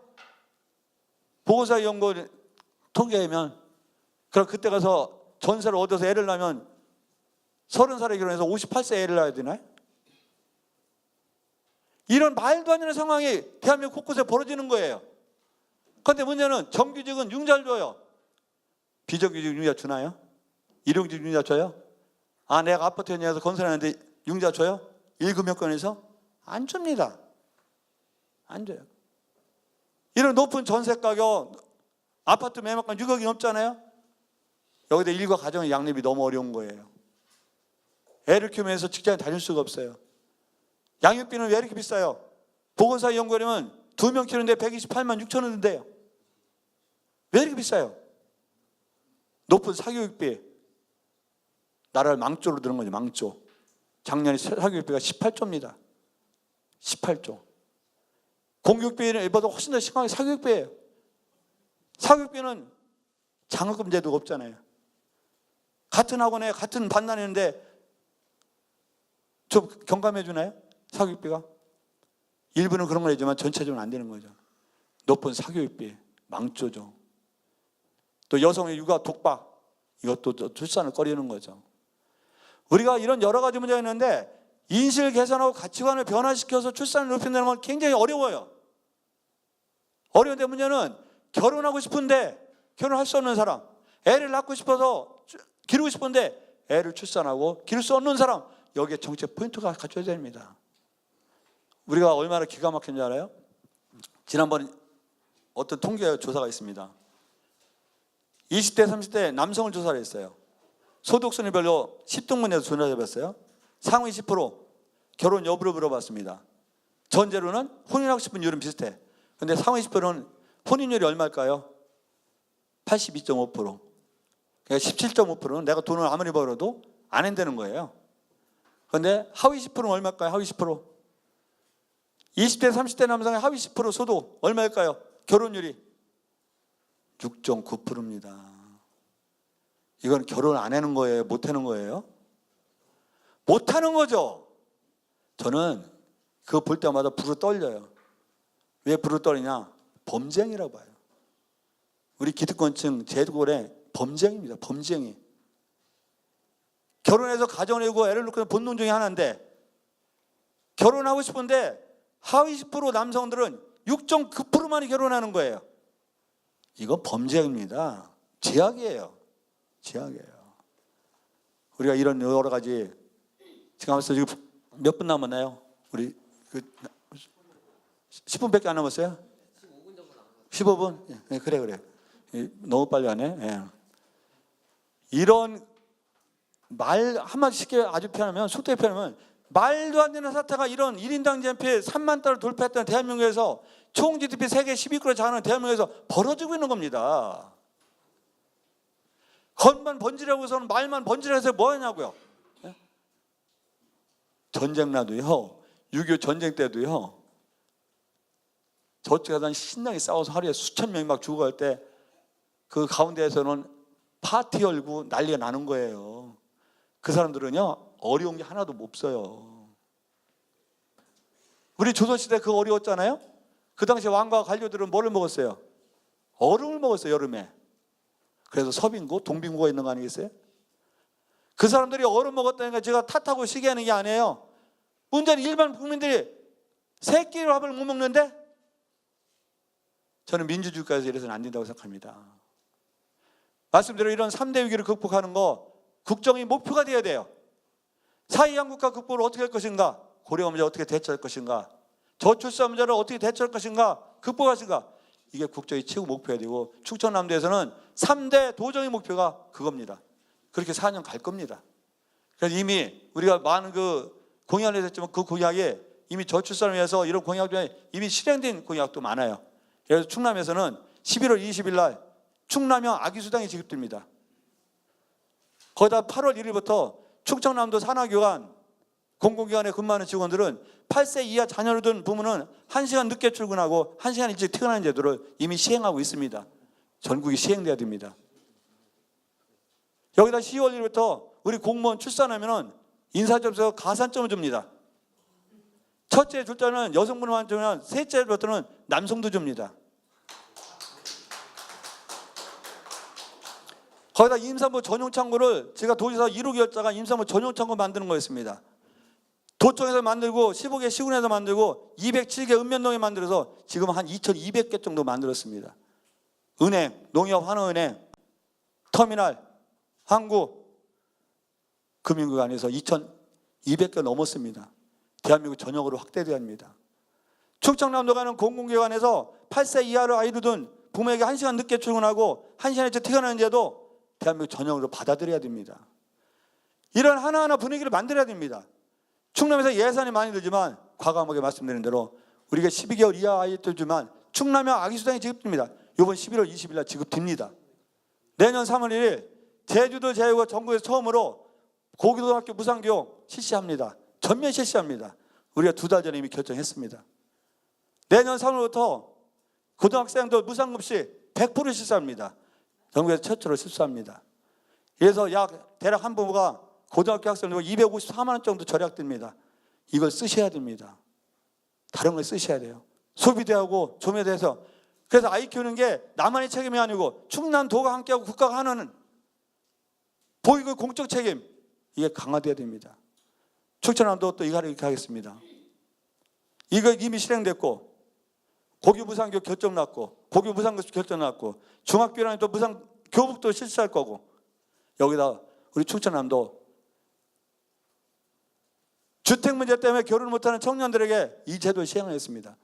어떤 제도나 전용 면적 20평, 공유 면적까지 한 24평짜리 아파트 내지 집을 줘서 우리가 청년들, 결혼 앞둔 청년과 신혼부부한테 제공할 겁니다. 요건이 그겁니다. 그래서 이 사람들은 5천만 원 융자만 받으면 5천만 원에 대한 이자를 우리 충남도가 안기로 했습니다. 그런데 5천만 원 정부에서 지원을 합니다. 융자를 해줍니다. 그래서 충남에서 청년들이 결혼할 때 최소한 집 문제 때문에 걱정하지 않고 그 5천만 원에 대한 융자 비용에 대한 이자는 충청남도가 과감하게 또 안기로 했습니다. 내년에 천호 부지 선정하고 22년 초에 입주하게 됩니다. 이게 성공하면 매년 천호씩 줘서 다 해결했으면 충청남도부터 사회적 주택이라는 개념으로 우리가 신혼부부라든가 주택 문제 때문에 결혼 못하는 청년들의 이 문제를 해소해서 충청남도가 실행하도록 하겠습니다. 저는 이게 바로 지방 분권입니다. 저희가 만약 이거보다 지금 우리 지방 예산이 76.3대 23.7입니다. 국세와 지방세 비율이. 이걸 우리가 한 7대3, 6대4 정도로 한다면 더 많은 부분에서 사회 양극화를 해소하고 말씀대로 어르신들 문제 해결하고 우리가 저출산 문제 극복하는데 확실한 키를 잡고 나갈 텐데 가장 아쉬운 것은 지방 재정 분권이 안 되는 겁니다. 말씀드린 대로 76.3대 23.7 안 되죠. 국가사무가 한 67%, 자치사무가 33%밖에 안 돼요. 가장 먼저 재정 분권이 돼야 됩니다. 도지사가 하는 시장 군수가 자기하고 자율적으로 창의적으로 시정을 펴고 도정을 펴기 위해서는 재정이 가장 바탕이 됩니다. 그런데 저희는 충청남도는 재정만 탓하지 않겠습니다. 있는 재정에서 말씀드린 세 가지 분명한 목표를 가지고 이 가치를 실현하기 위해서 도민들에게 합의도 구하고 동의도 구하면서 아주 과감하게 그렇게 나갈 거라고 생각합니다. 저는 그러면서 이런 아까 말씀대로 3대 위기를 극복하는 문제, 이 문제를 잘 해결하기 위해서 우리 충청남도에서 이런 도정의 기본비 삼고 나겠다는 말씀드리고요. 그런 과정에서 충청남도 이런 도정의 기본 목표 세 가지 목표를 향해서 가장 기업하기 좋은 충남을 만드는 것도 또 도정의 기본 목표입니다. 최저임금 올리고 주 52시간 제한으로 기업 운영하는 사람이 너무 힘들어요. 근데 충청남도가 뭐를 내년부터 시행하려는지 아세요? 하나는 이것도 중앙정부가 받아들여야 합니다. 너무 어려운 영세사업자라든가 자영업자를 해서 10인 미만 기업자가 있잖아요. 10인 미만 기업자들이 근로자들이 4대 보험료 부담합니다. 건강보험료, 산재보험료, 금융연금보험료, 고용물 보험인데 우리가 한시적이나마 이런 최저임금 인상과 주 52시간 제한을 해서 어려운 이 현실을 타기 위해서 충청남도가 내년에 최소한 상반기 시간에 게 이 10인 미만 기업주가 부담하는 근로자의 4대 보험료를 충청남도가 안기로 했습니다. 잘했죠? 이건 엄청난 결단입니다. 이게 엄청난 결단이에요. 사회적 주택도 엄청난 결단이에요. 고교 무상교육, 고교 무상급도 우리가 결단해서 다른 도가 따라올 수밖에 없습니다. 몇 년이나 다 따라올 거예요. 아까 말씀드린 분명한 목표가 있는데 이런 과정에서 지방 분권 말씀드린 대로 재정 분권 가장 소중하다. 가장 소중하다. 다만 우리는 이런 게 이런 상태에서도 다른 걸 줄이고 아까 말씀드린 그런 목표를 향해서 하여튼 최선을 다할 거다 이런 말씀을 드리고요. 우리 혹시 질문 있으시면 그 질문 주시면 저희가 짧은 시간 답변에 올리도록 할게요. 네, 오늘 정말 저출산 고령화에 대한 열정적인 강의 해주신 우리 양승조 지사님께 다시 한번 뜨거운 박수 부탁드리겠습니다.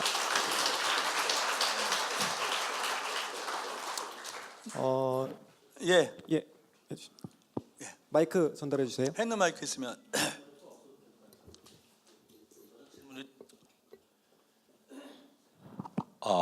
예, 저는 질문보다도 지금 저출산에 대해서 그 위기의 심각성을 새삼 다시 느꼈습니다. 이번에 사실 제가 올해 그 손주를 봤어요, 첫 손주를. 예, 해서 제가 전적으로 육아 책임을 지기로 지금 집사람하고 며느리하고 약속을 했습니다. 근데 이제 정부에서 좀 지원이 어린이집에서의 그 사고 그런 것도 많았잖아요. 근데 충남도에서 먼저 그런 부분에 대해서 중앙 정부가 해 나가야 될 거를 선도적으로 지금 수행해 나가고 이행하시겠다고 하니까 거기에 대해서 열렬한 성원을 보내고요. 정부 쪽에도 그 어린이집이나 그런 데보다도 내 자식 내가 직접 키우는 게 가장 안전하고 가장 육아가 잘 됩니다. 그런 데 대해서 많이 좀 홍보도 해주시고 주방 정부에도 건의 좀 해주십사 해서 제 짧은 소회를 말씀드립니다. 예, 아주 고마우신 말씀이고요. 사실 그 어린이집에 12개월까지 아이 지급하는 게 정부가 82만 원입니다. 그런데 이게 공기처럼 82만 원을 지원받는 12개월 이하 부모가 하나도 고맙게 생각하는 사람이 없어요.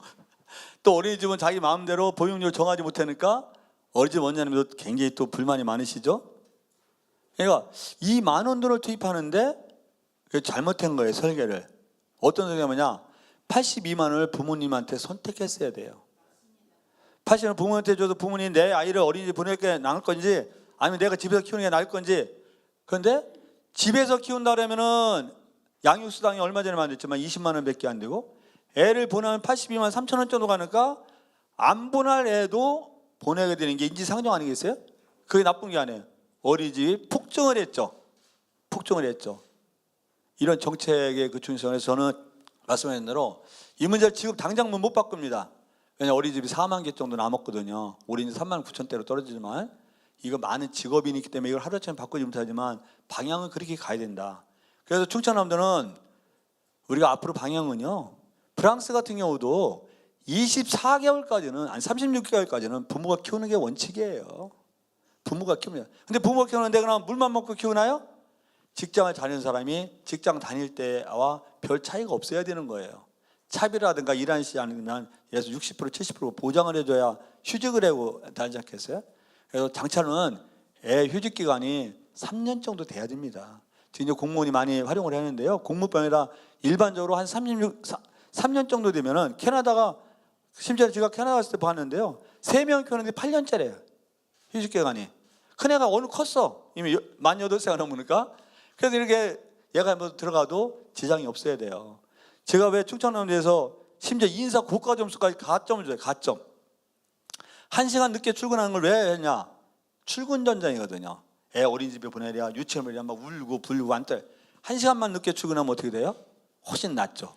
1시간 일찍 퇴근하면 어때요? 훨씬 낫죠. 그래서 저희가 직장 어린이집을 많이 칠 겁니다. 그 직장 어린이집은 여성이 300명, 총 직원이 500명 이상 지어지는데 우리는 그런 직업체가 많지 않으니까 직장 연합 어린이집 몇 개 직장을 합해서 센터에 어린이집을 짓고 1시간 늦게 출근, 1시간 일찍 퇴근 해서 이런 제도를 충청남도에서 만들고 내년도 예산안에 우리가 추경에 반영해서라도 충분히 그걸 시작을 하려고 합니다. 또 24시간 어린이집도 우리가 만들기로 제가 이제 도지사 관사를 안 들어가고요. 그거를 육아 종합지원센터와 24시간 어린이집을 만드는데 내놓았습니다. 그래서 그런 여러 가지 문제, 심각한 문제에서 우리가 정확하게 하고서는 하여튼 결단이 중요하다고 생각해요. 10년, 5년 논의만 해서 뭐예요? 논의만 해서. 제가 이제 지방분권이 참 소중하다고 생각하는 게 제가 중앙정부 있을 때는 무슨 제가 아동수당을 2007년도 냈었어요. 아동수당을. 10년 만에 이제 문재인 대통령께서 그걸 봐주셨는데 제가 충남에 아기수당을 만드는 거는 제가 도지사 되고 나서 시행까지 얼마 걸렸냐? 3개월 20일밖에 안 걸린 거예요. 예? 11월 20일 날 지급하니까 7월 1일 날 지시했거든요. 7월 달, 8월 달, 9월 달, 10월 달이니까 4개월 20일 만에 지급까지 끝난 거예요. 조례도 다 제정됐어요. 우리는 충남에 15개씩은 조례 다 제정됐고 도 제정해서 11월에 지급하는데 이 원래는 하려고 그랬고요. 제가 원래 도지사 되기 하려고 했지만 이거를 처음으로 발설하고 공약하고 계획하고 입안해서 조례 통과시키고 실행하는데 7월 1일에서 11월 20일까지밖에 안 걸린 거예요. 11월에서 작지만 충청남도에서는 우리가 12개월 아이를 둔 부모에게 다 10만 원씩 지급합니다. 이것을 우리가 한 5세까지 지급하려고 해요. 앞으로는 저는 대한민국에 출산수당을, 아기 수당을요, 최소한 기초연금만 주셔야 돼요. 기초연금. 기초연금 21년도면 30만 원까지 가든지 25만 원이고요. 이거를 그냥 목표고 저도 재정만 확충되면 하여튼 이 최우선 과제로 둬서 해야 되겠다는 생각이 들어요. 질문 하나 주시면 좋습니다. 예. 그러니까 이렇게 하시고 이렇게 하시죠? 예. 예, 오늘 그 도지사님 강의를 듣고 너무나 감동이 돼서 눈물이 나올 정도였습니다. 네, 고맙습니다. 저는 가벼운 질문하겠습니다. 제가 60년 가까이 강의를 들었는데 어떤 숫자에 대한 통계를 우리 도지사님처럼 정확한 숫자를 가지고 이야기하신 분은 제가 생전 처음 만났습니다. 아마 이 세계 최초의 인물 같은데 언제부터 그런 숫자에 대한 통계 관념이 정확하게 됐는가 그것 좀 여쭤보고 싶습니다. 제가 아까 말한 통계는요, 한번 다 찾아보세요. 찾아보면 거의 틀림이 없을 거예요. 다 찾아보고 금방 나오는 건데, 저는 원래 이제 통계를 중시합니다. 어떤 근본적으로 정책을 펼 때 통계에 기반하지 않으면 그 정책에 오류가 나온다고 생각하는 사람이에요. 통계는 좀 원래 좀 좋아하는 편이기도 하고요. 그런데 왜냐, 예를 들어서 못 사는 사람이 우리 대한민국의 빈곤율이 한 13.5% 정도 됩니다. 그건 정부 통계라고 정확히 믿을 수도 없어요, 솔직히. 그런데 13.5%인데 만약 5%라고 통계가 되면은 어떤 정책이 결과가 나올까요? 엉망이 나오는 겁니다. 엉망이. 통계의 중요성은 저는 100% 아무리 강조해도 지나치지 않다고 보는 게 통계입니다. 그래야 정확한 길이 제시되고 방향이 설정되기 때문에 통계는 아주 중요하다.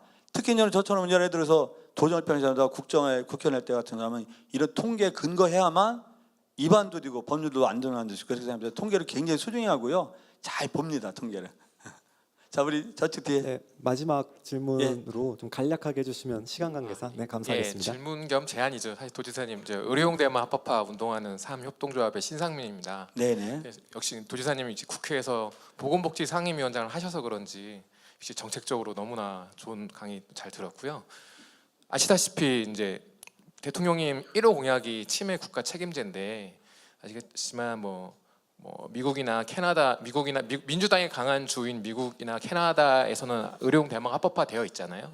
최근에 이제 캐나다가 전면 합법화가 됐는데 의료 대마. 예, 사실 제가 이 운동을 작년부터 해서 하는데 사실 지금 피드백이나 이런 것들은 저기 경상북도 자한당 쪽 분들이 더 지금 자기들 농가 소득 증대를 위해서 하겠다고 하네. 저는 사실은 그러니까 이 부분에 대해서는 사실 충남 도지사 우리 양승 도지사님께서 좀 적극적으로 선도적으로 해주시기를 다시 한번 부탁드리고요. 네. 예, 사실 그 말씀 드리려고 저는 의료 대마 문제를 알고 있어요. 근데 의료 대마는 나쁜 게 아닙니다. 근데 저희가 선거 때라든가 이게 말을 꺼려지는 게 대마라고 주장하면 예전에 조용필 가수 이미지가 너무 커가지고요. 저 자식이 저게 도지사 된다는 놈이 마약에 가지고 저렇게 친화적인가 이렇게 생각할 거 아니에요. 예를 들어서 그래서 저는 이제 그 문제 충분히 알아듣고요. 제가 알고 있습니다. 100% 잘하는 걸 좀 알고 있고요. 다만 의료 대마 문제는 여러 가지 점에서 진지하게 논의해봐야 된다는 거는 알고 있어요. 또 그것도 받아들여야 되는데 어제 저 같은 경우는 이런 그 도정의 지금 아주 현안 문제 중에 현안 문제가 양극화, 고령화, 저출산 생활 때문에 모든 도정에 좀 불필요한 논쟁 있는 거 좀 줄이고 그냥 사회적 합의를 얻어내야 되잖아요. 그래서 가능하면 이 세 가지 포인트를 두고서는 갈등할 거를 좀 최소한 줄이자는 게 저희 주장이에요. 그래서 제가 사실 새마을 때문에 좀 걱정인데요. 우리 충청남도만여는 과 차원에서 새마을이 있었어요. 뭐 도저히 시대의 흐름에 맞지 않아가지고 요번에 그걸 팀으로 격화시키는 건데 한 6천 명이 서명했다 그러죠. 그 반대 서명. 근데 그건 그렇게 할 겁니다. 그건 뭐 우리가 조직 개편에 11월에 이번에 조례안 냈는데요. 뭐 그렇게 할 건데 그게 옳고 그름을 떠나서 이제는 하여튼 우리가 이 도정을 역동적으로 끌고 가기 위해서는 이 불필요한 싸움과 논쟁은 피해야 된다. 가장 절박한 문제에 집중해야 된다는 게 제 기본 입장이에요. 그래서 의료용 대마 문제도 저희가 어느 정도 알고 있는데 그런 문제도 좀 그런 관점을 잘 살펴보고 있어요. 지금. 마지막으로 한 번만 딱 질문 받고 끝내시죠. 우리 여성분이 한 번 더 하는데 그럼 둘인데 짧게.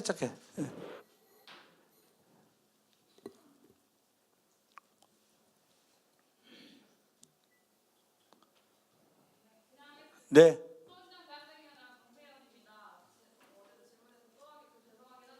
저는 사실 충남에서 초중고등학교를 다 졸업을 했습니다.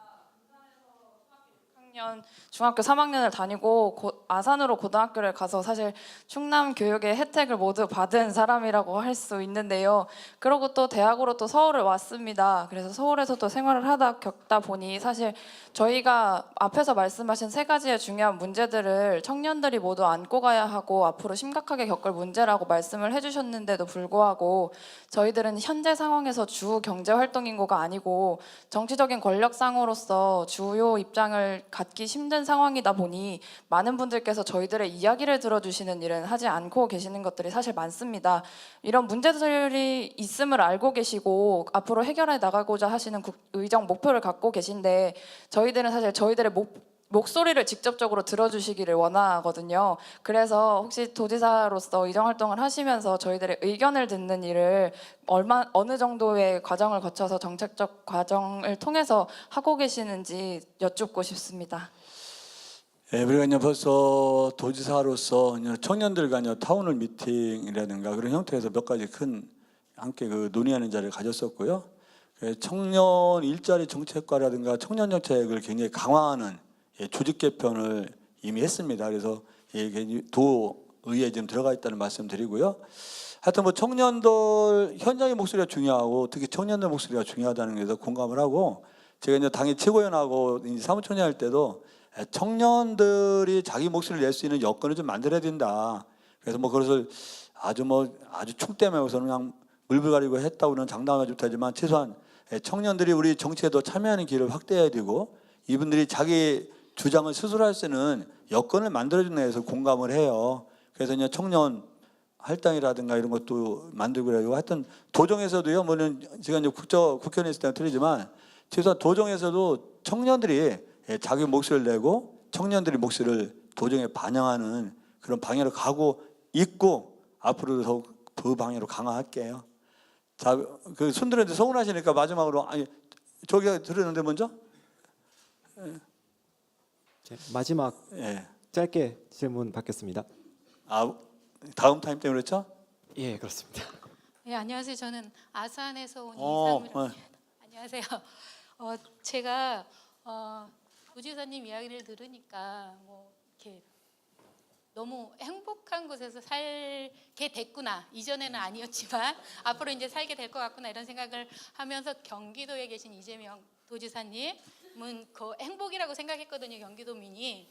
그래서 저도 아산에 사는 게 이제부터는 행복이겠구나라는 생각을 했어요. 근데 이제 제일 걱정스러운 면이 뭐냐면 정책은 나쁜 게 없어요. 보면은 정책은 좋은데 문제는 관리 감독이 잘 되지 않아서 그런 부분이 저는 되게 걱정스럽거든요. 그래서 유아 아이 이런 수당도 좋은데 그늘적인 부분이 있어요. 이면적인 네. 부분이 있는데 그 어떤 거냐면 예를 들어서 예.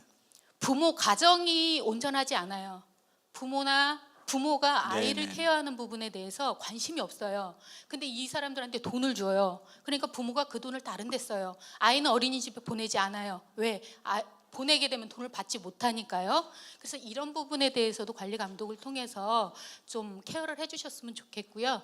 또 하나는 이제 우리가 실업이나 비정규직도 되게 중요하지만 현재 충남에서 일어나고 있는 노동자 조합 있잖아요. 노동자 조합들의 싸움 속에서 정규직이 쫓겨나는 경우도 많아요. 이런 부분도 충남도에서 이렇게 신경 써서 이분들도 우선 지켜줘야 되지 않을까 이런 생각을 해봅니다. 예, 하여튼 두 가지 말씀을 주셨는데요. 일단 충남형 아기수당은 어린이집에 보내건 안 보내건 다 지급합니다. 그리고 충남은 중앙정부 아동수당은 자유한국당 의원님들이 반대해서 90%까지만 주잖아요. 예, 충남은 100% 줍니다. 그건 아동의 권리라고 보거든요. 그래서 이거는 어린이집에 다니건 다니지 않고 다 지급한다는 말씀을 드리고요. 그런 부모도 있을 수 있어요. 대체로 사회에 어떤 제도가 그 폐단이라든가 일탈 행위는 다 있는 거거든요. 다만 그 제도의 목적, 얼마나 그 가치가 있냐가 중요하다고 생각하고요. 하여튼 뭐 정규직 문제도 우리가 당연히 돌려봐야죠. 대한민국 국민이니까. 그런데 문제는 저는 정규직하고 비정규직 차이가 너무 많으니까요. 우리가 아까 시간이 없어 그런 말씀을 드리면 오늘 한번 시간이 되면 한번 이런 양극화 문제에서 한번 집중적으로 한번 얘기를 했으면 좋겠는데 시간이 없었는데요. 비정규직은요 얼마나 일용직하고 비참하냐면요. 건강보험료 가입률이 45%밖에 안 돼요. 예, 국민연금에는 40%가 안 되고요. 그래서 산재보험료도 한 40% 정도 좀 넘고 45%. 그러니까 산재 사고가 나면은 주인도 망하고 근로자도 망하는 겁니다. 희망이 없어요. 희망.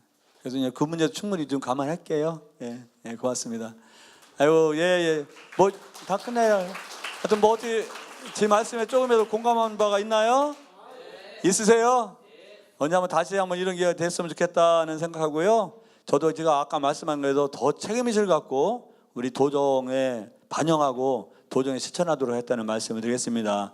하여튼 오늘 제 말씀을 통해서 제 말을 통해서 조금이라도 우리 대한민국 사회상에서 좀 더 고민하고 이 사회 더 진지하게 생각하는 계획이었으면 좋겠다라고 생각하고 그런 생각에 조금이라도 도움이 됐다 생각하면 마지막으로 저에게 한번 큰 박수와 함성을 부탁드립니다.